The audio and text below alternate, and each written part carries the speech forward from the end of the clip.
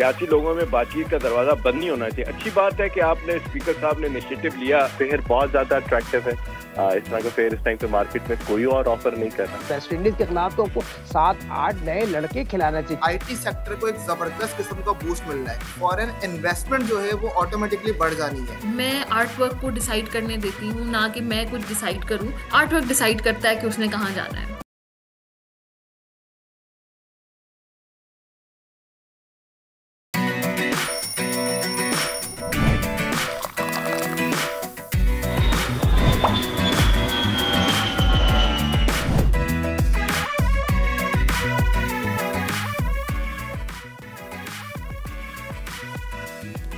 अस्सलाम वालेकुम, खुशामदीद and very good morning. दुनिया बोल है के साथ मैं हूँ सोनिया सुंदस। जनाब आज है फ्राइडे यानी कि वीकेंड है और साथ में शादियों का सीज़न भी है। अब शादियाँ हो रही हैं तो कपड़े भी बनेंगे, तैयारियाँ भी होंगी और फ़ोटो शूट्स भी होंगे। और बहुत से लोग जो हैं वो अपनी शादी पर कुछ अनोखा करने की कोशिश करते हैं, यादगार बनाने की कोशिश करते हैं। इसलिए स्पेशली जो फ़ोटो शूट्स हैं आजकल उसमें ना ज़रा जिद्दत आ गई है, नए नए किस्म के तौर तरीके अपनाए जा रहे हैं, वायरल होने की कोशिश भी होती है कुछ। लेकिन आज अभी हम आपके साथ एक ऐसा शूट जो है वो शेयर कर रहे हैं जो कि मिस्र में हुआ। अभी इस वक्त स्क्रीन पर आप उसे देख सकते हैं। लोगों ने नए नवेले जोड़े को जो है वो मुबारकबाद दी है। वो जोड़ा बजाय कोई शूट करवाने के सुबह सवेरे मिस्र की सड़कों पर निकल आया है और दोनों ने खूब इंजॉय किया, हाथों में हाथ डाल के सड़क पे घूमे। दुल्हन जो है वो अपने रिवायती इजिप्शियन ड्रेस में है, दुल्हा भी तैयार, दोनों हाथ में हाथ डाल के सड़कों पे घूमते रहे। लोगों ने सड़क पे जब दुल्हा दुल्हन को देखा तो उन्होंने हॉर्न बजा बजा के उनका इस्तकबाल किया। तो भाई इस तरीके से होना चाहिए, मेरे ख्याल से थोड़ा सा चेंज हो जाता है। तो जनाब ये आपने देखी सुबह सुबह खूबसूरत वीडियो और इसी के साथ नज़र डालते हैं आज की बड़ी खबर पर। मरीम नवाज ने पीटीआई वालों को नाम लिए बगैर बड़ी तनकीद का निशाना बना डाला। मुंह और खुर की बीमारी का हवाला देकर सियासी जमातों को लाहक बीमारियों का तस्करा। मुफाहमत की सियासत फिर से मुज़ाहमत में तब्दील होती दिखाई दे रही है। बाकमाल लोग और लाजवाब सर्विस, पीआईए की बहाली की जानिब अहम कदम। कौमी एयरलाइन की यूरोप के लिए परवाजें बहाल। 4 साल बाद आज परवाज पेरिस रवाना होगी। सारी फ्लाइट बुक। मुसाफिरों की जानिब से खुशी का इजहार। डिसइंफॉर्मेशन की जिम्मेदार हुकूमत करार। वाफन की रिपोर्ट में अहम इंकशाफात सामने आए। मुताल्लिका वजारतों की जानिब से बरवक्त खबरों की तस्दीक ना करना अफवाहें फैलने का सबसे बड़ा वजह। लेकिन इसका हल क्या है, जानेंगे आज के प्रोग्राम में। और उस्मानी दौर के फ़न को फिर से जिंदा करने की कोशिश। पाकिस्तानी आर्टिस्ट आयशा ने कदीम दौर की यादें ताज़ा कर दी। आज बनेगी हमारी दुनिया बोल है में मेहमान।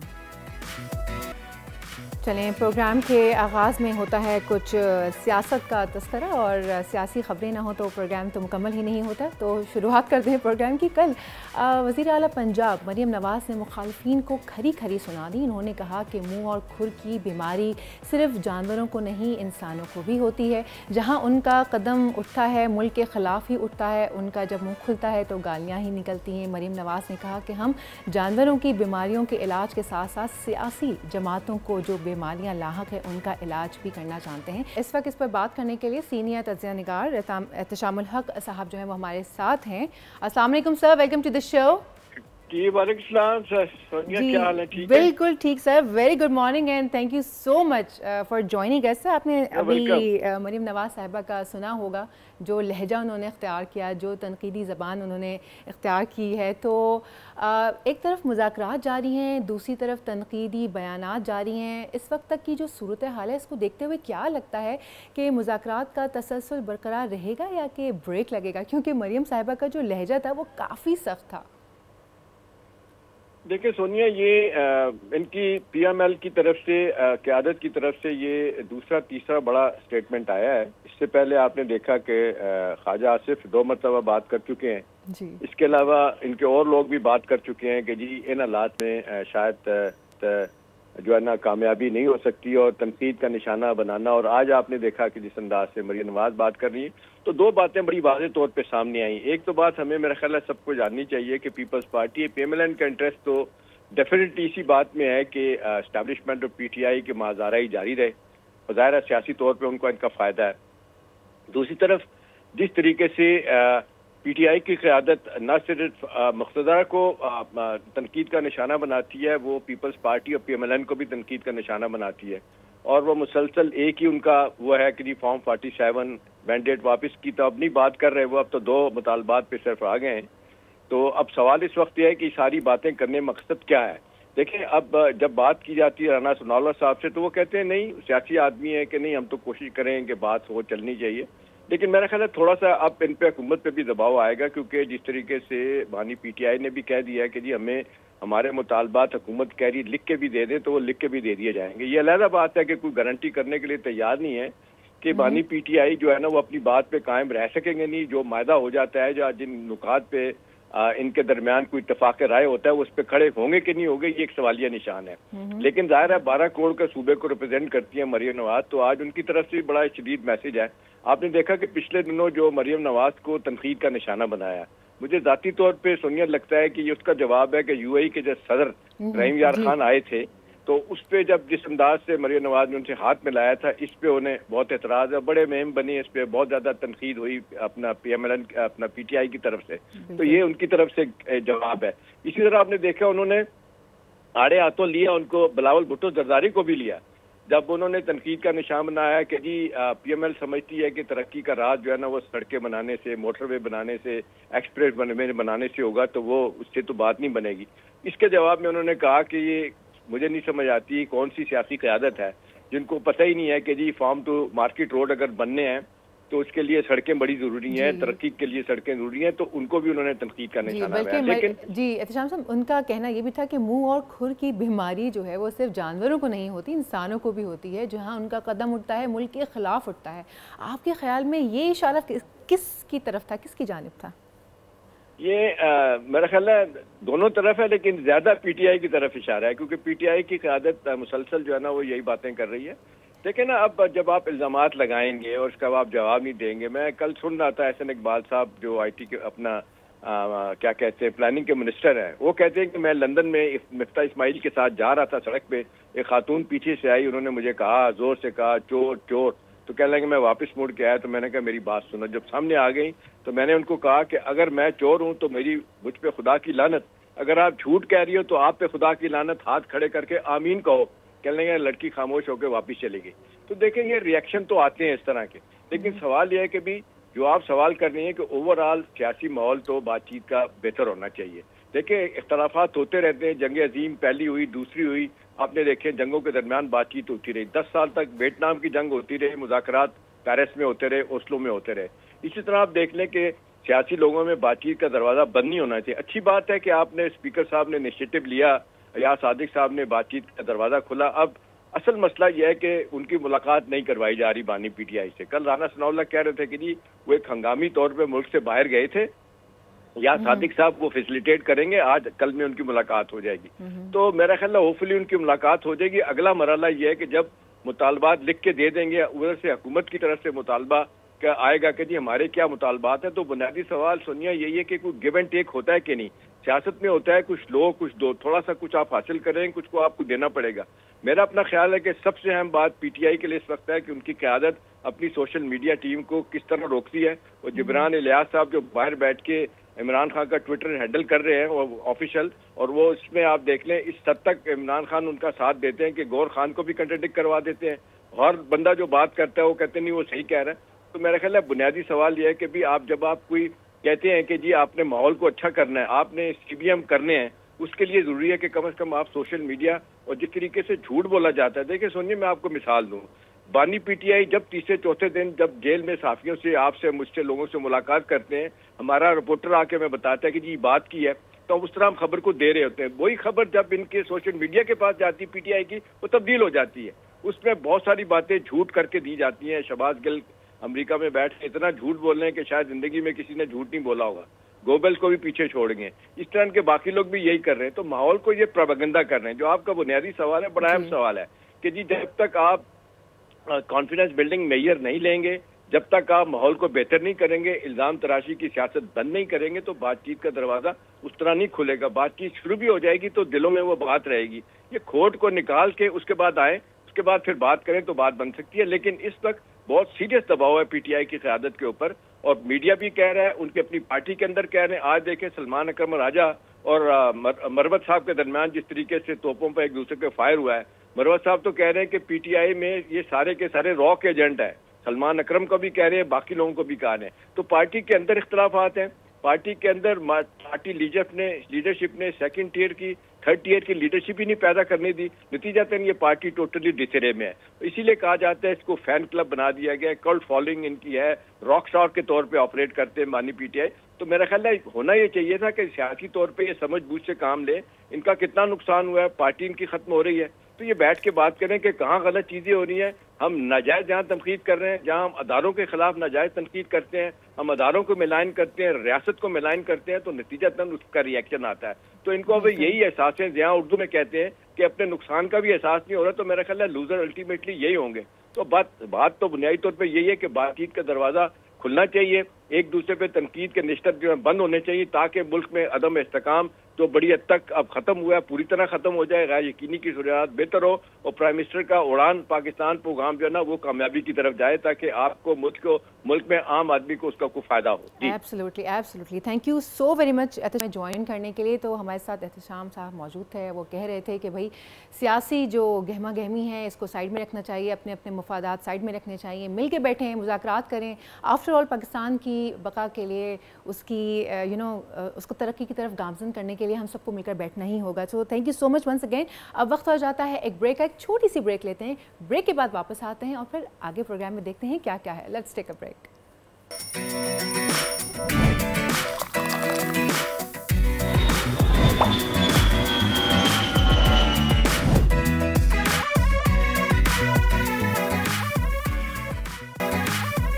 वेलकम बैक जनाब, उम्मीद करती हूँ आपका दिन अच्छा गुजर रहा होगा। आज 10 जनवरी की तारीख कौमी एयरलाइन के लिए बहुत अहम है जनाब। 4 साल के बाद पाकिस्तान से पहली परवाज़ पेरिस के लिए रवाना हो रही है। 4 साल बाद पहली परवाज़, ज़बरदस्त परफॉर्मेंस मिल रहा है और इस्लामाबाद से पेरिस जाने वाली और पेरिस से आने वाली परवाज़ में इकॉनमी क्लास की तमाम सीट्स फ़रोख्त हो गई हैं।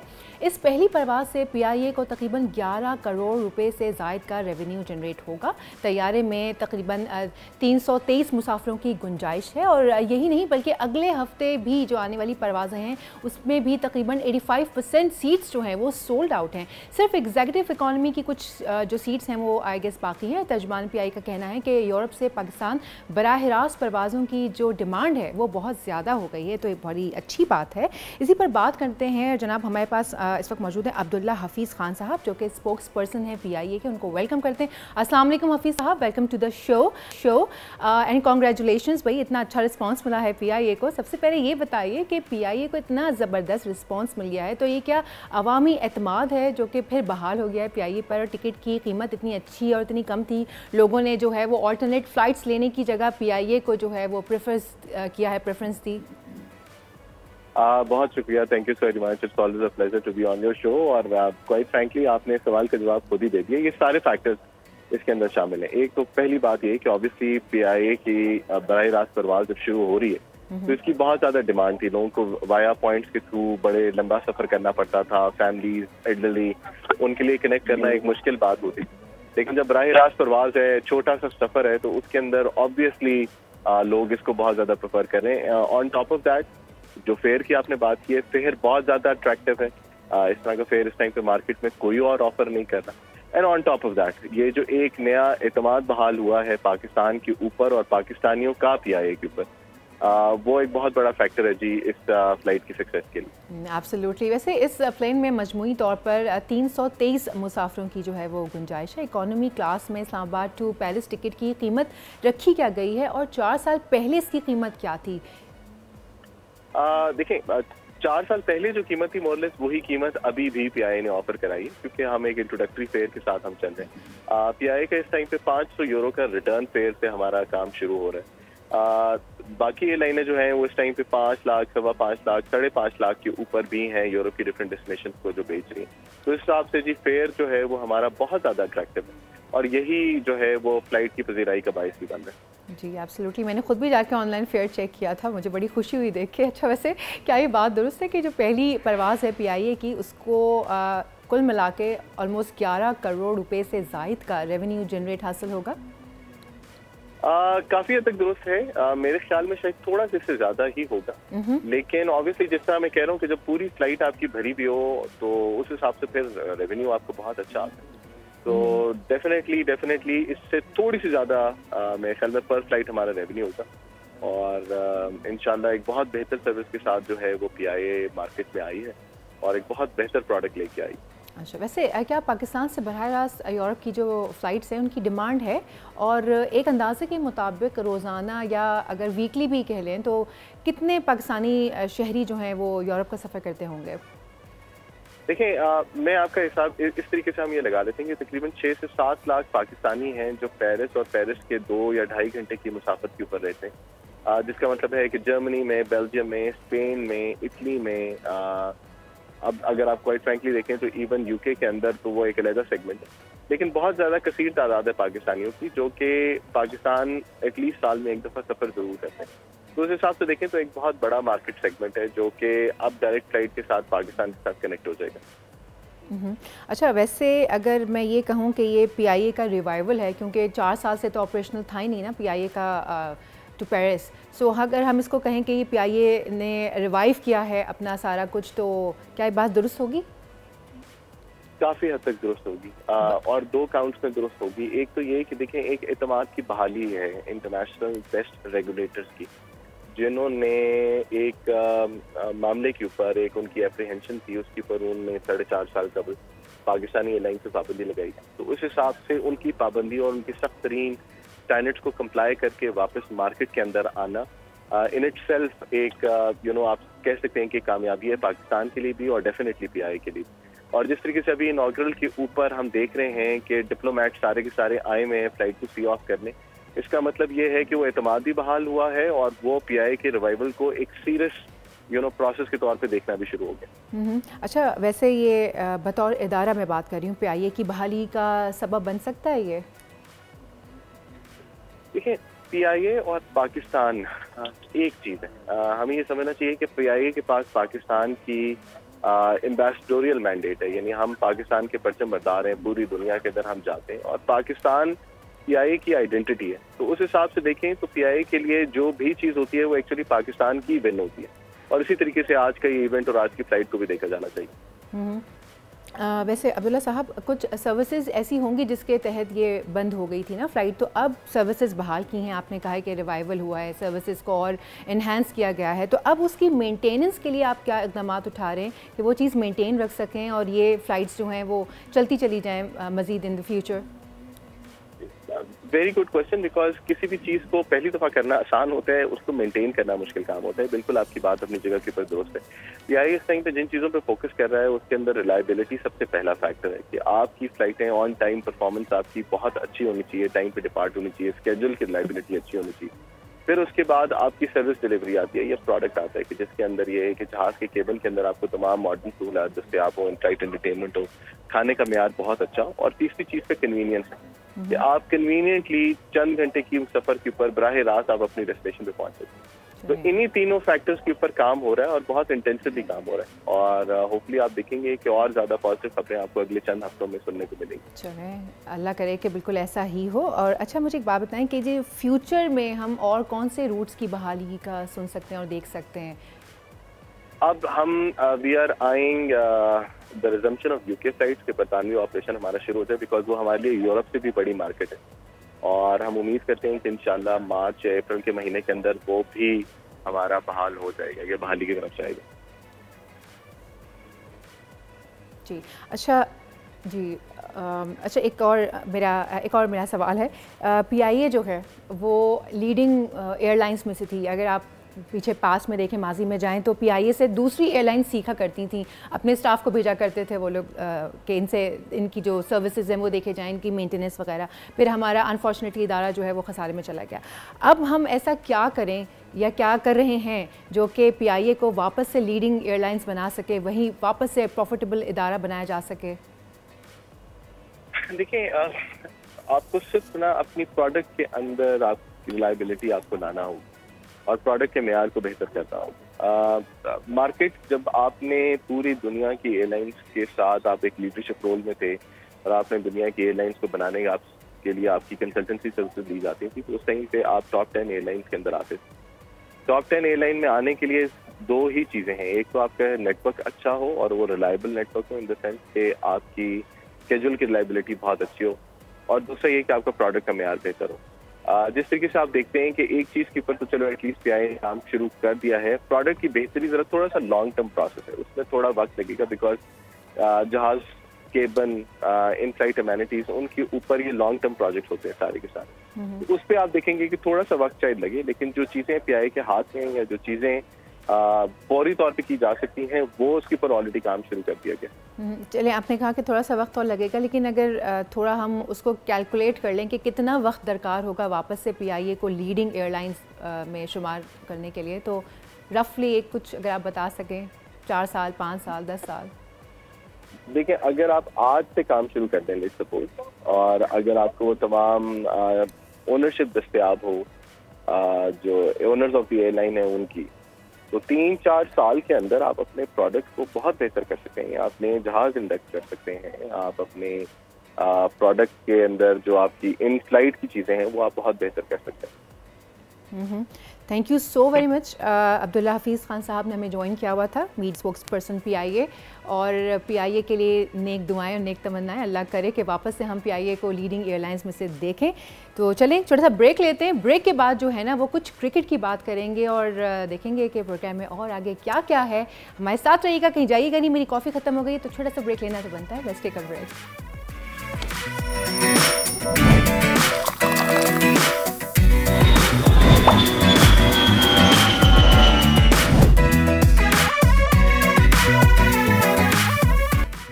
जी वेलकम बैक नाजरीन। बात कर लेते हैं कुछ क्रिकेट से।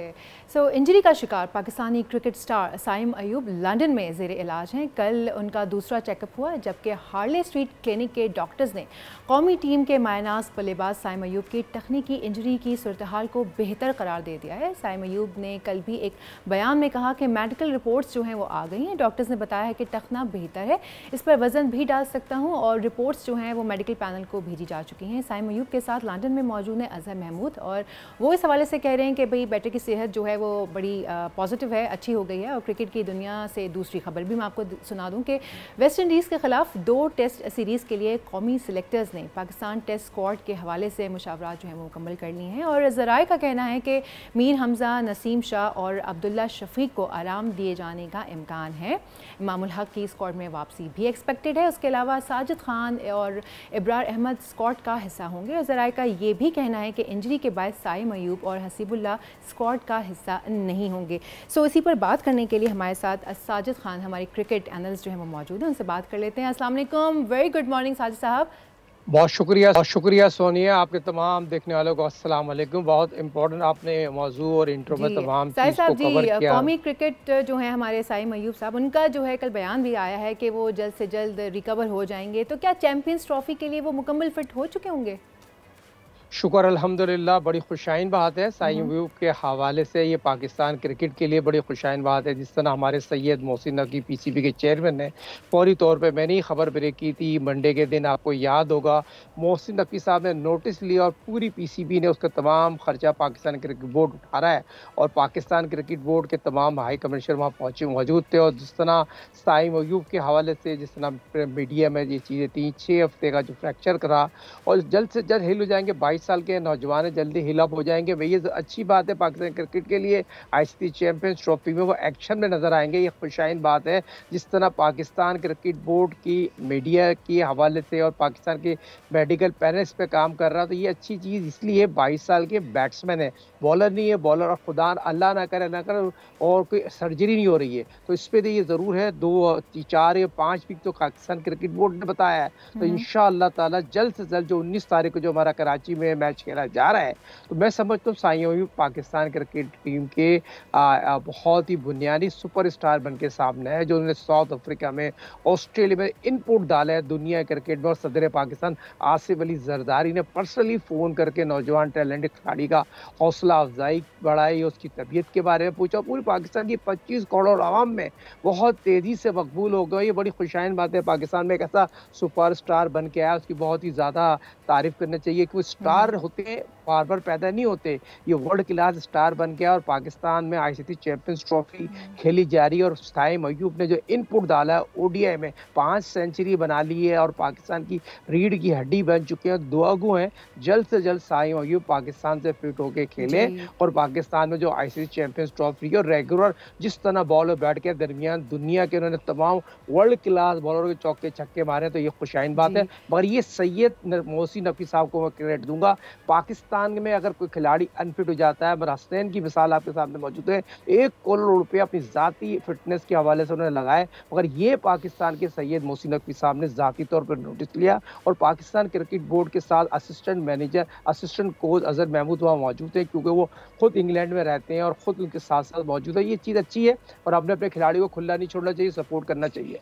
जी बिल्कुल। वैसे साहिद साहब ज़रा इस पर भी बात कर लेते हैं ना, जो कि वेस्ट इंडीज़ के ख़िलाफ़ 2 टेस्ट सीरीज़ के लिए जो ऐलान किया गया है स्क्वाड का। सो ज़राए का कहना है कि इसमें इमामुल हक की जो है वो वापसी एक्सपेक्टेड है। सो क्या ये ख़बर दुरुस्त है या अभी सिर्फ कयास आ रहे हो रही है? नहीं, इमाम शाहीन की कप्तानी कर रहे हैं और शाहीन में की कप्तानी करने का मकसद ये, क्योंकि साइम टेस्ट मैच नहीं खेल रहे, फिर अब्दुल्ला की फॉर्म नहीं है, इमाम अच्छे टच में नजर आ रहे हैं, अच्छी कारकर्दगी काजन ट्रॉफी में दिखाई है। तो इमाम जी उनके जो बोर्ड से जो अंदरूनी मामला चल रहे थे, आपको पता ही वो क्यों टीम से आउट हो गए थे, तो वो ज़रा मामला सही हो गए, सॉर्ट आउट हो गए?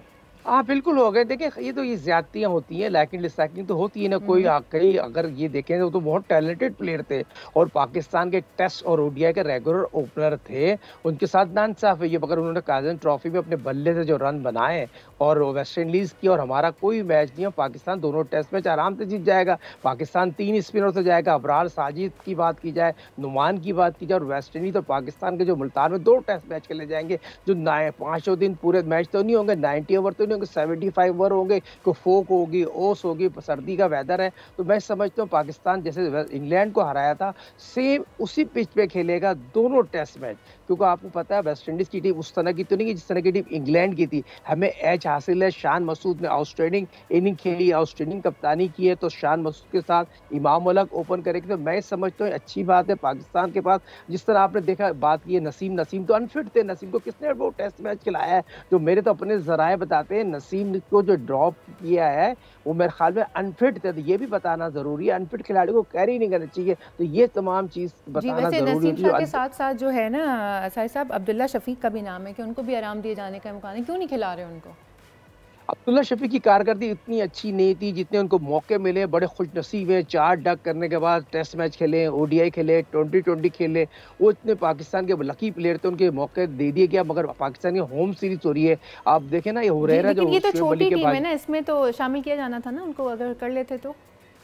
नहीं, उसकी जगह हुरैरा को खिला देना। हुरैरा ऑस्ट्रेलियन क्रिकेट खेलता हुआ आ रहा है, उस बच्चा भी पाकिस्तान का बच्चा है, उसको टेस्ट में श्रीलंका से आप लेके गए, उसको खिलाया नहीं। यहाँ टेस्ट मैच खिलाते, वेस्ट इंडीज के खिलाफ तो आपको 7-8 नए लड़के खिलाना चाहिए, क्योंकि आप 2025 का फाइनल तो नहीं खेल रहे, साउथ अफ्रीका और ऑस्ट्रेलिया खेल रही है, तो उसमें तो आपको रैंकिंग में भी नहीं है। आपको आईसीसी चैंपियंस ट्रॉफी खेलने की तैयारी करनी है, नौजवान खिलाड़ियों को खिलाया जाए। मैं समझता हूँ बहुत अच्छा मौका है, आपके पास अच्छा होम सीरीज हो रही है, उसमें नौजवान खिलाड़ियों को खिलाएं। क्यों मुझे नहीं समझता पाकिस्तान के सीनियर खिलाड़ी को रेस्ट कराना चाहिए। यहाँ पर सीनियर खिलाड़ी अगर आप शाहीन को आप रेस्ट करा रहे हैं तो दूसरे खिलाड़ियों को भी रेस्ट कराते हैं तो बहुत अच्छा होगा। जी एक्चुअली वक्त की कमी है, वरना तो हम इस सेगमेंट को और भी आधा घंटा आगे लेके जा सकते थे। बहुत बहुत हमें ज्वाइन करने के लिए। तो जनाब ये थी स्पोर्ट्स के मैदान की खबरें। वक्त हो जाता है एक ब्रेक लेते हैं और ब्रेक के बाद वापस आते हैं। Let's take a break.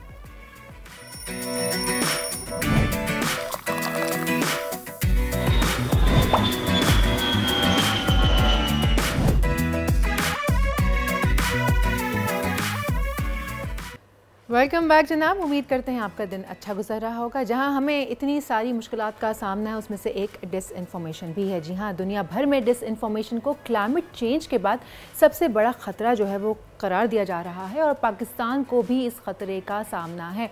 आप देखते हैं आए रोज़ नत नई अफवाहें फैल रही होती हैं जो कि अदम इस्तेकाम का बायस बनती हैं। ऑब्वियसली अब डिसइंफॉर्मेशन के इसी चैलेंज से मुताल्लिक़ जो है फाफर ने एक रिपोर्ट जारी की है, जिसमें अफवाहों के फैलाव की वजूहात की निशानदेही की कोशिश की जा रही है और पता लगाया जा रहा है और पता चला भी है कि हुकूमत की जानिब से अफवाहों पर बर वक्त रद्दअमल ना देना जो है वो दरअसल डिसइंफॉर्मेशन की सबसे बड़ी वजह बन रहा है। हुकूमत के पास कोई ऐसा निज़ाम ही नहीं है जिसके ज़रिए दुरुस्त मालूमात की जो रसाई है वो आवाम तक मुमकिन बनाई जा सके। रिपोर्ट में ये भी इंकशाफ हुआ है कि पाकिस्तान में वजारत की जो वफाकी वजारतें हैं उनकी मालूमात तक रसाई के हक़ में जो कानून है RTI 2017 की जो सख्त खिलाफ वर्जी की जा रही है और शहरियों को मालूमात तक रसाई से रोका भी जा रहा है।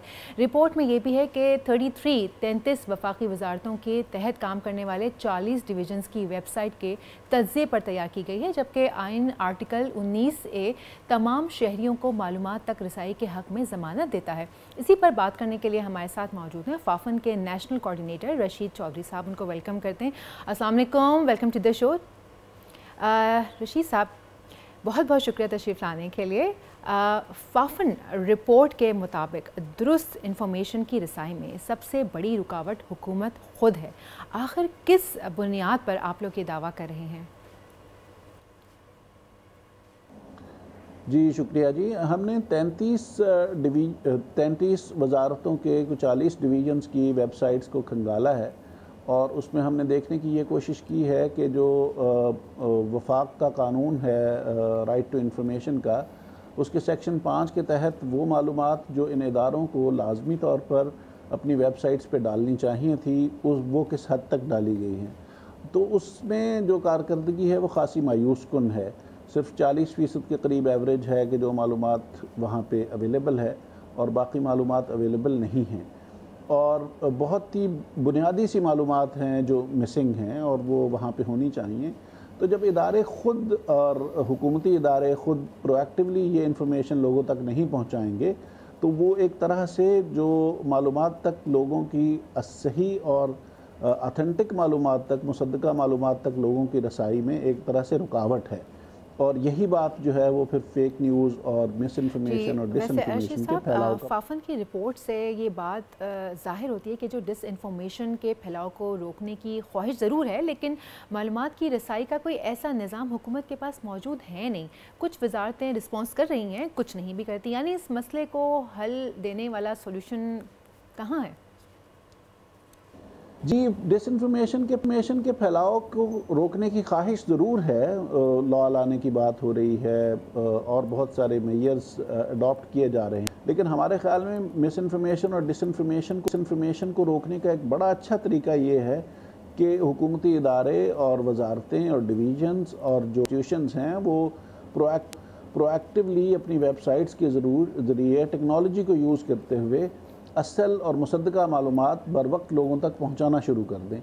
तो उससे फिर ये जो लोग साजिशी जो मिस इन्फॉर्मेशन और डिसइन्फॉर्मेशन और साजिशी नज़रियात घड़ने वाले जो सोशल मीडिया पे जिस तरह की चीज़ें चल रही हैं उसकी खुद ब खुद हौसला शिकनी होगी, क्योंकि मुसद्दका मालूमात अवेलेबल होंगी। जो मालूमात आम पब्लिक डोमेन में अवेलेबल ही नहीं हैं, दस्तयाब नहीं हैं, तो फिर जो अंदाज़े हैं और वो गलत भी होते हैं और फिर वो एक फ्लड गेट खुल जाता है मिस इन्फॉर्मेशन और डिसइन्फॉर्मेशन का।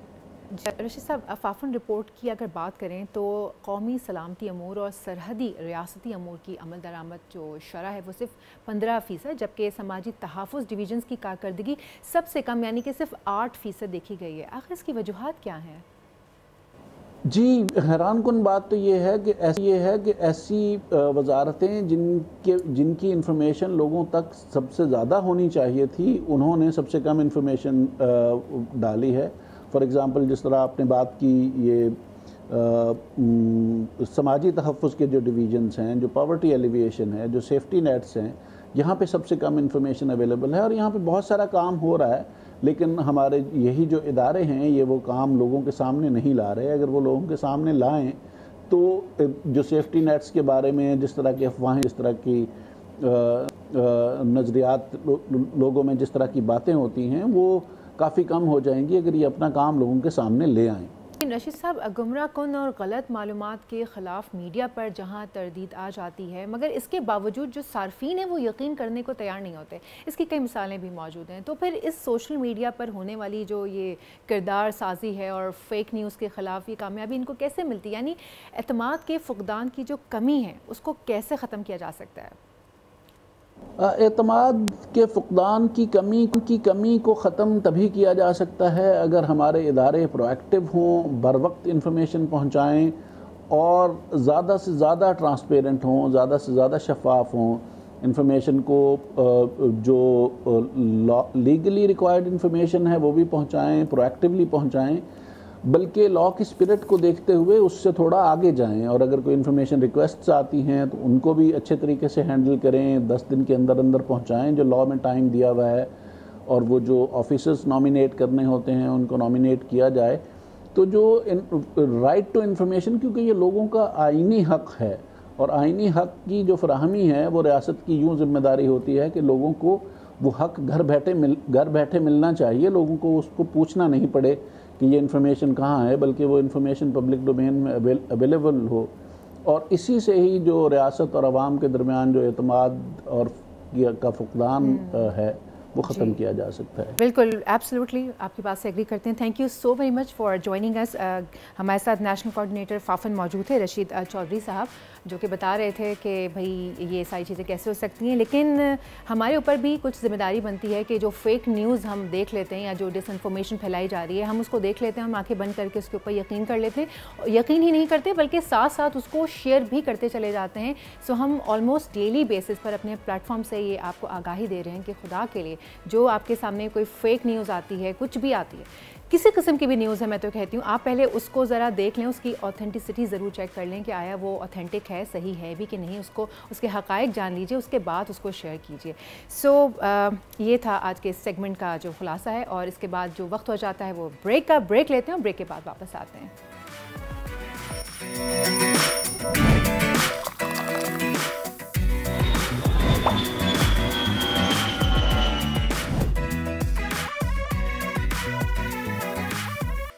बात कर लेते हैं कुछ क्रिप्टो करेंसी के हवाले से। इम्कान है कि पाकिस्तान में अब क्रिप्टो करेंसी को कानूनी हिमायत हासिल हो जाएगी। बिल्कुल ऐसा ही है, आपने सही सुना। खबर यह है कि हुकूमत ने क्रिप्टो करेंसीज और ब्लॉकचेन टेक्नोलॉजी की रेगुलेशन इंट्रोड्यूस करवाने के लिए तजावीज़ पर गौर करना भी शुरू कर दिया है, और जल्द कानून मुतारिफ करवा दिए जाएंगे। साथ साथ दूसरी जो है अहम खबर वो ये है कि पाकिस्तान पाकिस्तानी रुपये की पुश्त पनाही में ही एक डिजिटल करेंसी भी मुतारिफ करवाएगा, जिसे स्टेट बैंक के कानून के मुताबिक कानूनी हैसियत हासिल होगी।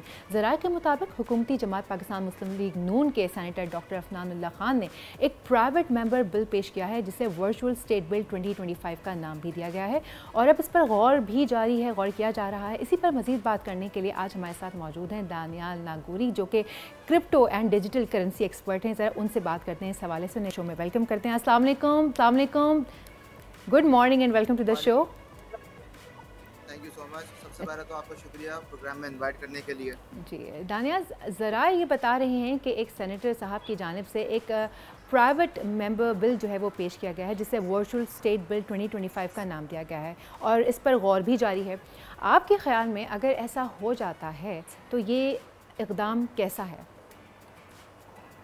जी बिल्कुल, आपने बिल्कुल ठीक कहा। डॉक्टर अफनान साहब ने जो है सेनेट के अंदर ये बिल पेश किया है, जो कि वर्चुअल एसेट बिल 2025 है, और ये रिव्यू के लिए सेनेट में सेट भी हो चुका है। देखें, हम तो कई सालों से बात कर रहे हैं इसके ऊपर। पाकिस्तान की जो इकॉनमी है उसके अंदर इस तरह के इक़दाम करना बहुत ज़रूरी है। पाकिस्तान की इकॉनमी अब वो 20 साल पुरानी नहीं है कि जी हम एग्रीकल्चर से या फिर रियल एस्टेट से अपने आप को सर्वाइव कर सकें। पाकिस्तान के अंदर अगर ये बिल पास हो जाता है तो इससे इम्पैक्ट जो है आपकी इकॉनमी में, सबसे पहला तो आप देखें आईटी सेक्टर को एक ज़बरदस्त किस्म का बूस्ट मिलना है, फिर आपकी फॉरेन इन्वेस्टमेंट जो है वो ऑटोमेटिकली बढ़ जानी है।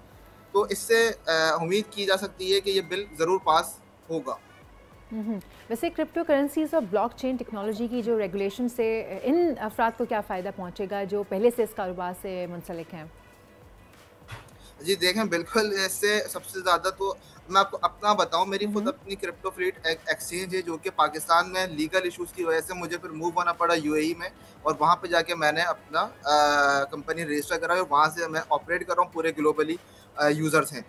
अब मेरे जैसे लोग या जो बेसिकली ब्लॉकचेन से वाबस्ता लोग हैं, जैसे ही उनको पता लगेगा कि पाकिस्तान के अंदर ये बिल पास हो रहा है और क्रिप्टो करेंसी लीगल हो रही है, तो जाहिर सी बात है हम सारी इन्वेस्टमेंट पाकिस्तान में लेकर आएंगे, और यहाँ पे हमें जो बेनिफिट हो सकते हैं वो जाहिर सी बात है हमें यूएई में तो नहीं हो सकते, हम वहाँ के नेटिव तो नहीं है, पाकिस्तान के हम नेटिव हैं, तो यहाँ पे जो लोकल स्टार्टअप्स हैं उनको एक बूस्ट मिलेगा डेफिनेटली। वैसे दानियाल, जैसे अभी हम बात कर रहे हैं कि पाकिस्तान अपनी करेंसी लॉन्च करने के लिए है, तो अगर ऐसा हो जाता है कि पाकिस्तान अपनी ही करेंसी लॉन्च कर देता है तो इसका मतलब है कि हमें फिर पेपॉल जैसी एप्लीकेशंस की ज़रूरत नहीं पड़ेगी, पेपॉल के सहारे की ज़रूरत नहीं पड़ेगी। तो क्या ऐसा मुमकिन है कि पाकिस्तानी उसी अपनी करेंसी को जो है वो यहीं पर एक्सचेंज करके पाकिस्तानी से फ़ायदा उठा सके?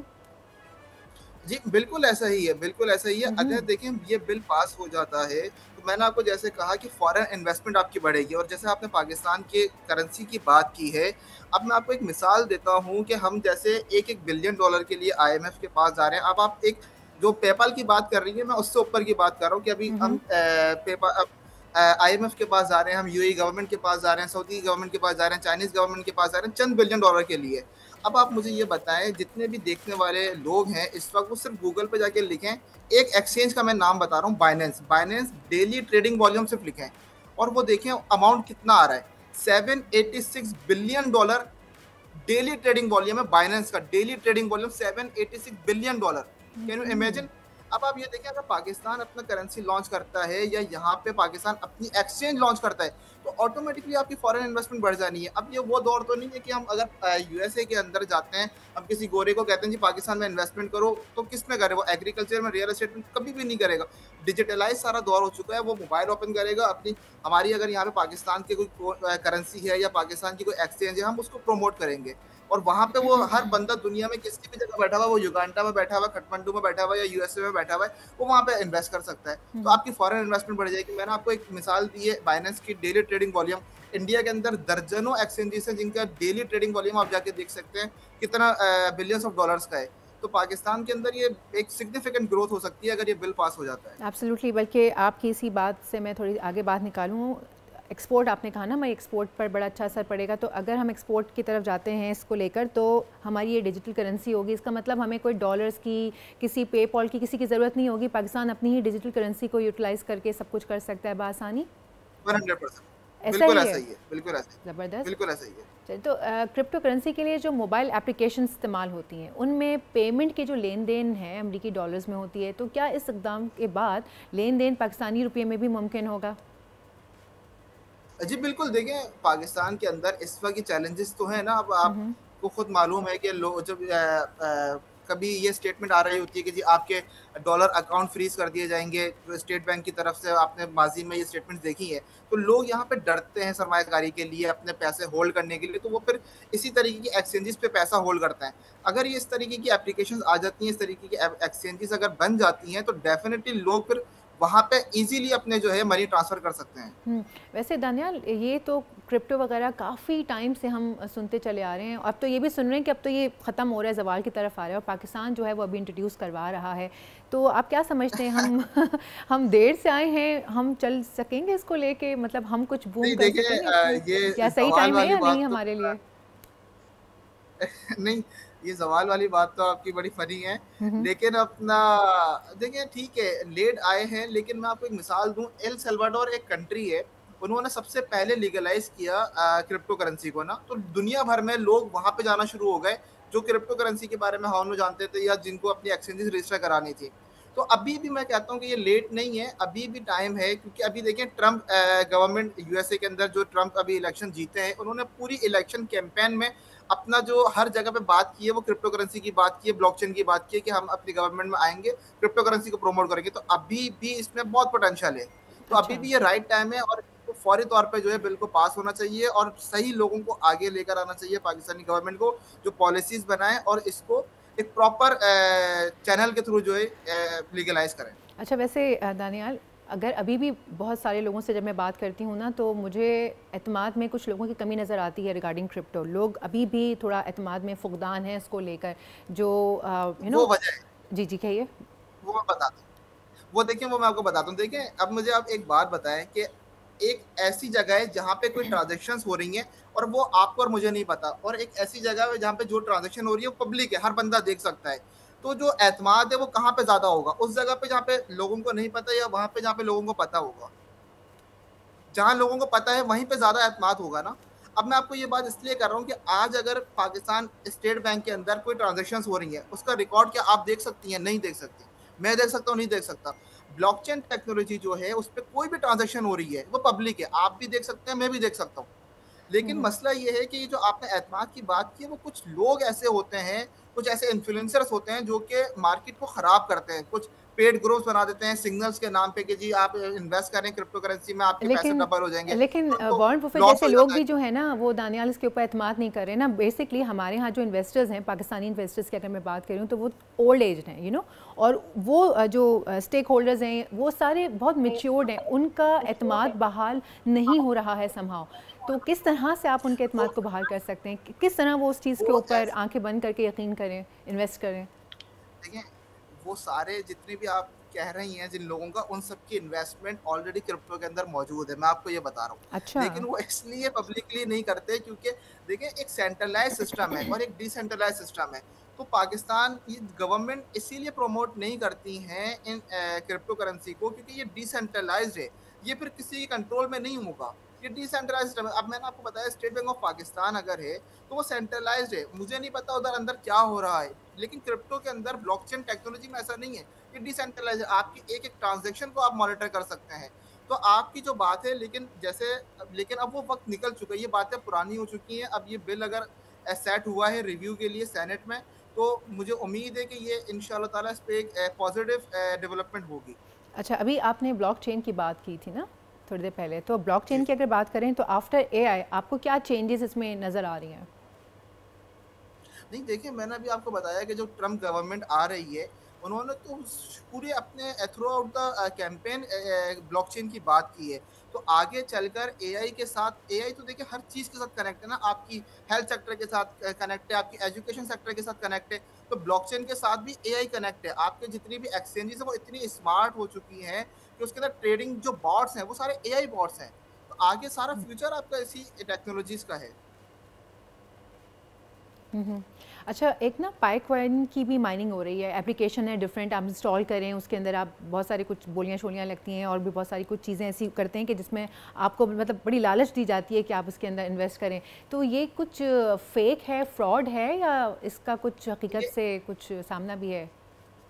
जी देखें, ये तो जो है ना, हम इस पे एक बड़ा ज़बरदस्त एक लंबा प्रोग्राम कर सकते हैं। अच्छा। देखिए कभी भी जो है ना, ये जैसे छोटे कॉइन्स हैं या कोई, आपने जैसे पाई कॉइन की बात की है, मैंने ये नाम सुना है, मैंने इस पर रिसर्च नहीं की। अच्छा। लेकिन हमेशा आप उन कॉइन्स के ऊपर इन्वेस्टमेंट करें जिनके पीछे कोई अच्छे प्रोजेक्ट्स हों, अच्छे प्रोजेक्ट्स होने चाहिए। अगर अदरवाइज तो आप देखिए हज़ारों लाखों कॉइन्स हैं इस वक्त, और होता यही है कि वो कोई भी कॉइन लॉन्च हुआ, थोड़ी सी मार्केटिंग की, लोगों ने उसमें इन्वेस्ट किया, वो सारे पे डंप करके लेकिन अपना वैसे जीरो हो गए। जी जी जी जी जी वैसे दानियाल, ये तो फिर बहुत आसान नहीं हो गया कि बस आप एक एप्लीकेशन जो है वो डाउनलोड कर ली और कॉइन्स आप कमा रहे हैं लाखों बैठे, ऐसे तो फिर सब अपना घर बार छोड़ के, काम शाम छोड़ के एप्लीकेशन डाउनलोड करें, घर बैठे कमाते रहें।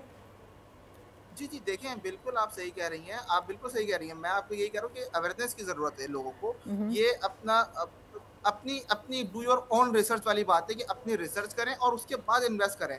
इस तरीके से स्कैम तो बहुत हैं, इसमें कोई डाउट नहीं है, स्कैम बहुत हैं। लेकिन अगर आप अच्छे कॉइन्स के ऊपर इन्वेस्ट करते हैं, देखिए मिसाल मैं आपको ऐसे देता हूँ कि जब ये बिटकॉइन जो है, ये जब लॉन्च हुआ, उसकी प्राइस क्या थी, और आज आप देख लें प्राइस कहाँ पर है।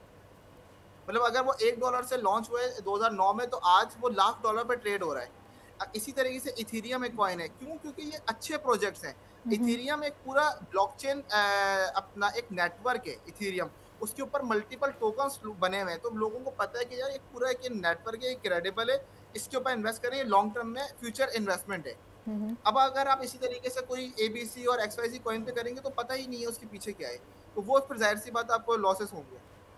तो फिर दानियाल, कैसे हम क्रिप्टो पे भरोसा करें? इसमें तो इतने स्कैम्स वगैरह भी हैं, डिफरेंट एप्लीकेशंस में को भी अगर हम साथ में शामिल कर लें तो इतने स्कैम्स हो रहे होते हैं। एक हम किस तरह से अपना ट्रस्ट उसके ऊपर बिल्डअप करें और उसको कैसे पहचानें कि ये स्कैम है कि ये सही है? देखिए मैंने इसका सिंपल सा तरीका है। देखिए आप जो है कॉइन मार्केट कैप एक एप्लीकेशन है, उस पर जाएं, जिस कॉइन के ऊपर आप इन्वेस्ट करें उसका आप मार्केट कैप चेक करें कि इसके अंदर इस वक्त कितना लोगों ने पैसा इन्वेस्ट किया हुआ है। ठीक है, आप टॉप 10 को देखें, वो उसके अंदर बिलियंस ऑफ डॉलर्स इन्वेस्टमेंट हुई हुई है, तो जाहिर सी बात है वो फिर स्कैम नहीं है। छोटे कॉइन्स होते हैं जिसमें थोड़े से चंद $1 मिलियन लगते हैं और लोग उसमें जो है स्कैम के चांसेस बढ़ जाते हैं। तो आपकी थोड़ी सी रिसर्च होनी चाहिए, थोड़े से लोगों को अवेयरनेस इस चीज़ की होनी चाहिए कि जिस कॉइन पे भी आप इन्वेस्ट करें, किसी की बातों में नहीं आए कि जी किसी इन्फ्लुएंसर ने कहा इस कॉइन पे आप इन्वेस्ट कर दें, नहीं, ऐसा नहीं है। आप खुद जाके अपनी इन्वेस्टमेंट अपना रिसर्च करें। मैंने आपको बताया कॉइन मार्केट कैप पे आप जाके देखें, उसकी अपना सर्कुलेटिंग सप्लाई कॉइन की देखें, आप उसकी मार्केट कैप देखें, आप उसका डेली ट्रेडिंग वॉल्यूम देखें। इससे आपको अंदाजा हो जाएगा कि जी ये मार्केट ये कॉइन वर्थ इट है, ये अपना कोई स्कैम तो नहीं है, इसमें इन्वेस्टमेंट सही है या नहीं है। ठीक है, thank you so very much Daniyal. आप कोई भी अगर आप कोई प्रॉपर्टी भी बाय करते हैं तो आप पहले उस पर रिसर्च करते हैं ना, उसके पेपर चेक करते हैं कि इशू तो नहीं है। कोई गाड़ी आप चेक कर लेते हैं तो आप सीपीएलसी से चेक करते हैं। इसी तरीके से कॉइन में भी आप ये नहीं है कि जी आपको कह दिया जी आप लगा दें, ऐसा नहीं है। आप उस पर रिसर्च करें और रिसर्च करने के बाद उसकी जो अपना एक्सपोनेंशियल आपको उसकी रिटर्न्स हैं। ठीक हो गया, ठीक हो गया। Thank you so much Daniyal, इतनी डिटेल में हमें समझे, सारे पॉइंट्स जो हैं वो इस वक्त तक लोगों के जहनों से क्लियर भी हो गए होंगे। तो दानियाल का जो कहना है वो क्रिप्टो करेंसी एक्सपर्ट हैं और उनका कहना है कि भाई अगर आप क्रिप्टो में इन्वेस्ट कर रहे हैं तो पहले रिसर्च करें और जो इन्फ्लुएंसर्स आपको कह रहे हैं उनके बारे में भी रिसर्च करें कि वो भी कितने ऑथेंटिक हैं। जो एप्लीकेशन, जो क्रिप्टो, जहाँ पर भी आपको इन्वेस्ट करना है उसके बारे में तहकीक कर लीजिए, दिल को बिल्कुल समझा लीजिए, हर तरफ से मुतमईन हो जाइए प्लीज़, उसके बाद ही आप उसके ऊपर इन्वेस्ट कीजिए। सो अब वक्त हो जाता है एक ब्रेक का, छोटी सी ब्रेक लेते हैं, ब्रेक के बाद वापस आते हैं।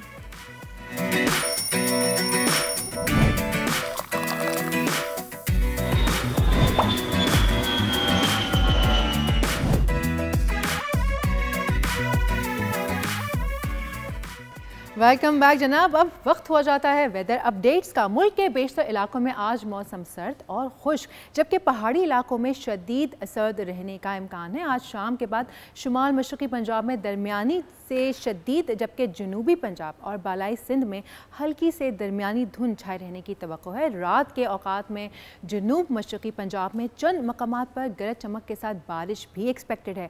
आज शहर कायद यानी कराची में बादल छाए हुए हैं, सुबह से मौसम बड़ा सुहाना है। रात के औकात में सक्खर, घोटकी, कराची के साहिली इलाकों में बूंदाबांदी भी हो सकती है जनाब। और अगर आज के तमाम अहम शहरों के दर्जे हरारत की बात की जाए तो आज हमारे शहर कराची में जो मिनिमम टेम्परेचर एक्सपेक्टेड है वो है 12, पार्टली क्लाउडी रहेगा। जैसे कि मैंने आपको पहले ही कहा कि कराची का मौसम बड़ा सुहाना है। लेकर चलते हैं आपको हैदराबाद की जानिब। तो हैदराबाद में आज जो मिनिमम टेम्परेचर एक्सपेक्टेड है वो है 12 और ज़्यादा से ज़्यादा जाएगा 25 डिग्रीज तक। और उसके बाद बात करते हैं हम जनाब मीरपुर ख़ास की। तो मीरपुर ख़ास में जो आज मिनिमम टेम्परेचर एक्सपेक्टेड है वो है 10 और मैक्सिमम जाएगा 23 डिग्रीज तक, पार्टली क्लाउडी रहने का इम्कान। लेकर चलते हैं आपको नवाबशाह। तो नवाबशाह में जो आज मिनिमम टेम्परेचर एक्सपेक्टेड है वो है 9 और मैक्सिमम जाएगा 22 डिग्रीज तक। और आप देख सकते हैं पार्टली क्लाउडी यानी कि सूरज की आंख मचोली जो है वो जारी रहेगी। और इसके बाद बात करते हैं हम लाड़काना की। तो लाड़काना में जो आज मिनिमम टेम्परेचर एक्सपेक्टेड है वो है 10, मैक्सिमम जाएगा 24 डिग्रीज तक और वहाँ पे भी पार्टली क्लाउडी रहने का इम्कान। बात करते हैं गवादर की। तो गवादर में आज जो मिनिमम टेम्परेचर एक्सपेक्टेड है वो है 14, मैक्सिमम जाएगा 24 डिग्रीज तक और यहाँ पर भी क्लाउडी ही रहेगा। ओवरऑल मौसम जो है वो अच्छा रहने का इम्कान है। क्वेटा की बात करें तो क्वेटा में जो आज दर्जे हरारत एक्सपेक्टेड है जनाब वो है -2, ये मिनिमम टेम्परेचर एक्सपेक्टेड है और मैक्सिमम जाएगा 14 डिग्रीज तक और यहाँ पर भी बादलों का राज बरकरार है। मुल्तान की बात करें तो मुल्तान में जो आज मिनिमम टेम्परेचर है वो है 8 और मैक्सिमम जाएगा 22 डिग्रीज तक। हवाएं जो हैं वो सर्द चलती रहेंगी। बात करते हैं लाहौर के मौसम की। तो लाहौर में आज जो है वो बादल छाए रहेंगे, बादल बहुत ज़बरदस्त सुहाना मौसम रखेंगे, हवाएं साथ चलती रहेंगी ठंडी। मिनिमम टेम्परेचर होगा 4 और ज़्यादा से ज़्यादा 16 डिग्रीज तक जाने का इम्कान। फैसलाबाद लेकर चलते हैं आपको। फैसलाबाद में भी आज मौसम जो है वो अच्छा रहेगा। मिनिमम टेम्परेचर 6 और मैक्सिमम जाएगा 16 और जो 19 और हवाओं का राज जो है वो रहेगा। शहर इक़्तिदार की बात करूँ अगर मैं इस्लामाबाद में आज जो मिनिमम टेम्परेचर एक्सपेक्टेड है वो है 6, पार्टली क्लाउडी रहने का इम्कान और ज़्यादा से ज़्यादा जो है वो 18 डिग्रीज तक एक्सपेक्टेड है। उसी के पड़ोस में चलते हैं यानी कि मरी में। तो मरी में भी आज बादलों का राज बरकरार, बादलों के साथ साथ जो मिनिमम टेम्परेचर है वो है 4, मैक्सिमम जाएगा 13, मतलब कि ओवरऑल टेम्परेचर अच्छा रहेगा, मौसम अच्छा रहेगा। पेशावर की बात करें, पेशावर में मिनिमम टेम्परेचर एक्सपेक्टेड है 4, मैक्सिमम जाएगा 20 डिग्रीज तक, और यहाँ पर भी पार्टली क्लाउडी रहने का इम्कान। मुजफ्फराबाद लेके चलते हैं आपको। मुजफ्फराबाद में जो मिनिमम टेम्परेचर एक्सपेक्टेड है वो है 3 और मैक्सिमम जाएगा 20 डिग्रीज तक। और आखिर में स्कर्दू की बात करें तो स्कर्दू में जो आज मिनिमम टेम्परेचर एक्सपेक्टेड है वो है -15 और जो मैक्सिमम है वो जाएगा -6, लेकिन सूरज जो है वो चमकता रहेगा। सो ये थी आज की ओवरऑल वेदर अपडेट्स पूरे पाकिस्तान से। सो वक्त हो जाता है एक छोटे से ब्रेक का। ब्रेक लेते हैं, ब्रेक के बाद हाजिर होते हैं।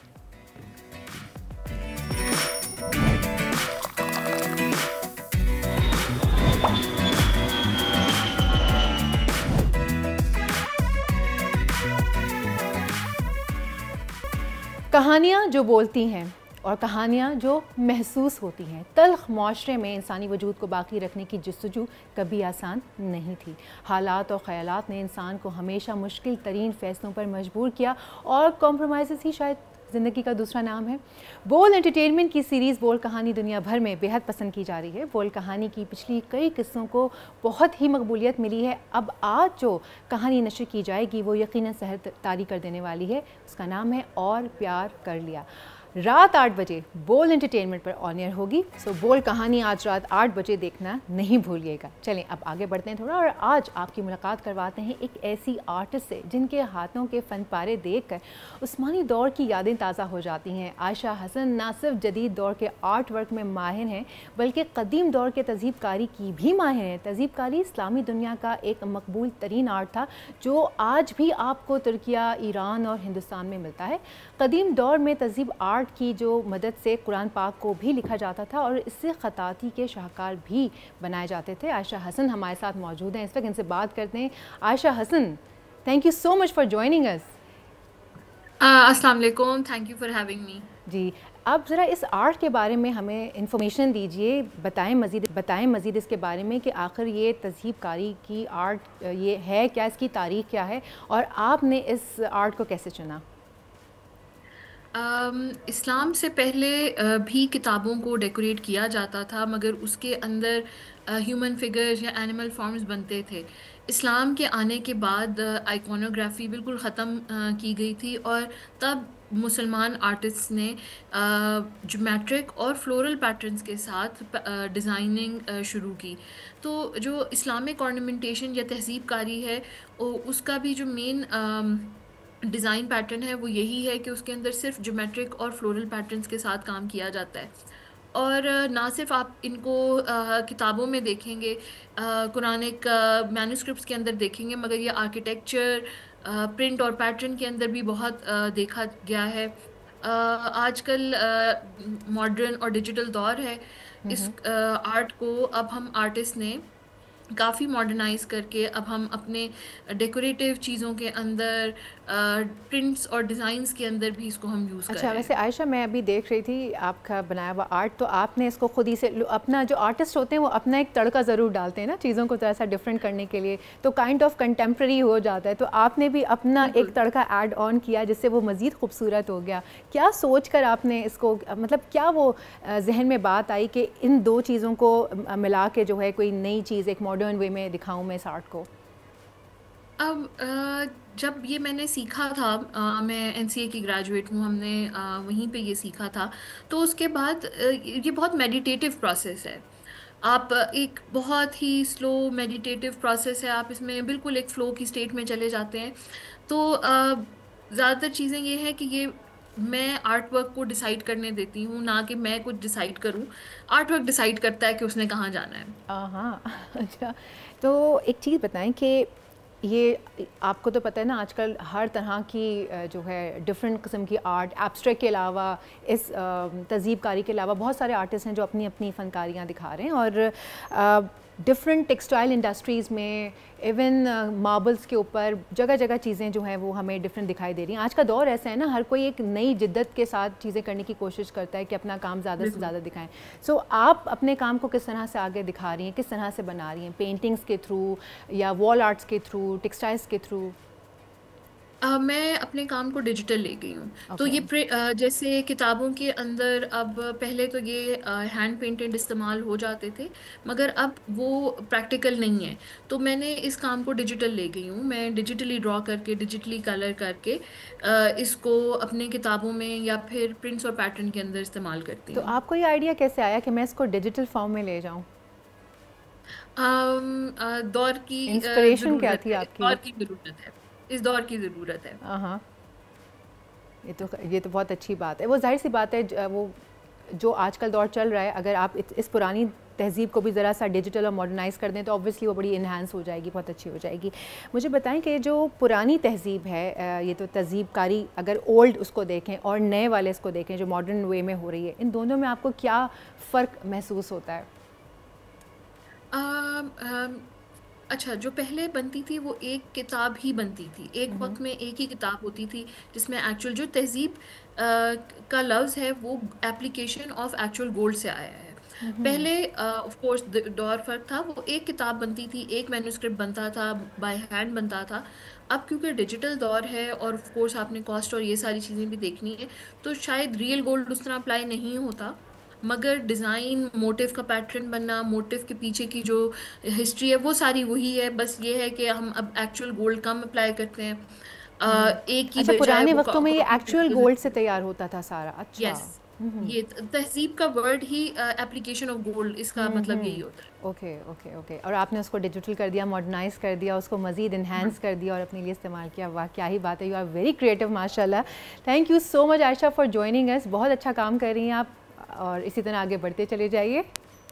सो ये थी आयशा जो कि डिजिटली इन्होंने तहज़ीबकारी को जो है वो जोड़ दिया है और मॉडर्न कर दिया। और मेरे ख़्याल से इसमें कोई बुरी बात नहीं है। कोई भी हुनर, कोई भी स्किल आपके पास हो और आप उसको डिजिटल वे में, क्योंकि आज का दौर जो है वो डिजिटल है, हर चीज़ जो है वो AI हो गई है, डिजिटल हो गई है, तो there is no harm in it, I guess. आप इस तरह से कर सकते हैं। सो ये था आज का प्रोग्राम। उम्मीद करती हूँ आपको प्रोग्राम पसंद आया होगा। सो अब मुझे दीजिए इजाज़त, प्रोग्राम ख़त्म होने का वक्त आ गया है। फिर आपसे मुलाकात होगी मंडे को। अपना बहुत ख्याल रखिए, अपने प्यारों का बहुत ख्याल रखिए। जब तक के लिए अल्लाह हाफ़िज़।